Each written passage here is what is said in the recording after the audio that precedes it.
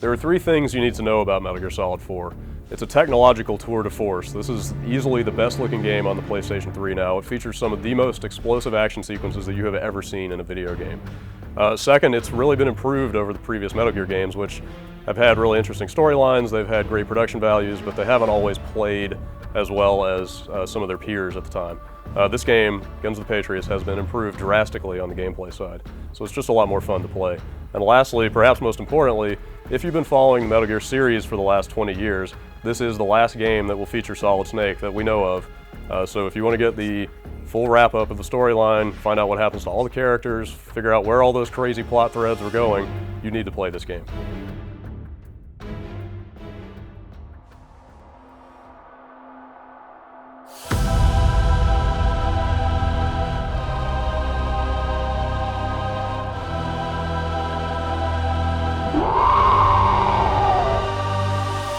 Ever since the first Metal Gear Solid on the PlayStation, this has been a series that's been pushing the hardware that it's running on. So going into Metal Gear Solid 4, I expected it was going to be a good looking game, but nothing could have prepared me for how good it looked. It's not just the non-interactive cinematics in the game that look so amazing, although that has always been one of the series' high points. It's also the way these presentation values feed into the gameplay.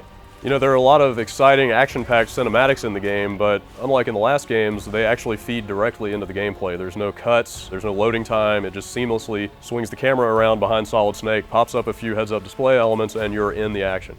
Now traditionally, Metal Gear Solid has always been a stealth-based series, but some of the most exciting moments in Guns of the Patriots aren't stealth-related at all. You've got some really crazy chase sequences, escape sequences, some Metal Gear on Metal Gear action, and of course, as is par for the series, some really excellent and innovative boss fights. The Metal Gear Solid series has a lot of high points, a lot of positive qualities, but the gameplay has not always been among them. Metal Gear Solid 4 does not have this problem. They've finally modernized the gameplay. They've brought it in line with other modern third-person shooters, so you've got a fully controllable camera, you can swing it right around behind Solid Snake. There's a Gears of War style over-the-shoulder aiming mode in here now, and you can go to a first-person aiming mode that also lets you move around, which is another first for the series. So all these new additions come together to make this play way better than any Metal Gear Solid you've played before. All of these control updates combine with an increased focus on run and gun action, so you can actually get out in the battlefield and just shoot guys in the face if you really feel like it. But if you still want to play this as a purely stealth action game, you're free to do that. Another new change to the gameplay takes a cue from some Western military-themed games like the Call of Duty and Rainbow Six series. Like in the previous games, you can collect a mountain of assault rifles, shotguns, pistols, and that sort of thing. But unlike in the last games, you can now also get all kinds of upgrades to slap onto those weapons.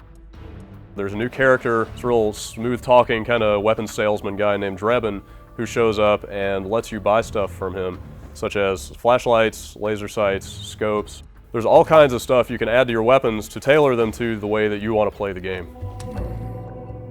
Is the hider CQC compatible?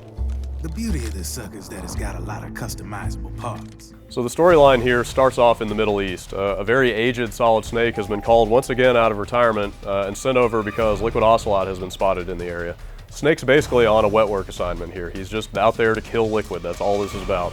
There are plenty of ins and outs to the storyline here. There's a network of soldier-controlling nanomachines, there are privatized military organizations, there's another crazy cyborg ninja guy. Suffice it to say that this is a Metal Gear game through and through.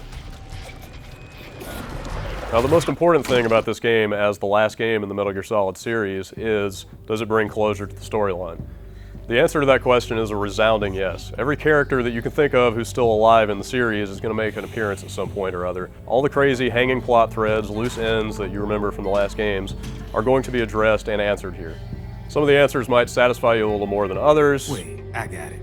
I bet you're using an older generation of nanomachines. Older generation? A few of them might come off as a little hokey. This is bullshit! But overall, the storyline comes together really well at the end, gives you a lot of closure. You won't feel left wanting for answers when the game is over.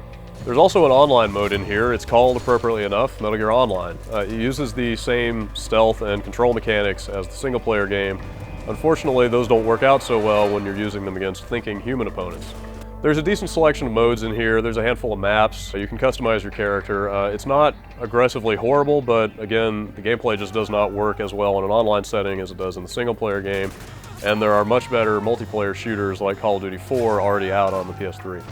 On top of all that, it's just a hassle to get into Metal Gear Online. You've got to register 2 separate login IDs just to create your character.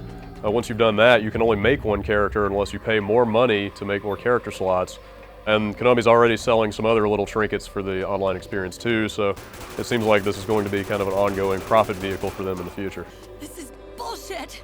If there's one thing you can say about Metal Gear Solid 4, it's a one-of-a-kind experience. It looks phenomenal. It's the best-looking game on the PlayStation 3 right now, or really any platform. All the little gameplay problems of the past Metal Gear games have been fixed, so this is the most fun Metal Gear game to play that's been released. And again, if you've been following the series from the beginning, you're going to want to know what happens, and this one fills in all the story gaps nicely. If you've been waiting for a game to justify your purchase of a PlayStation 3, this is it.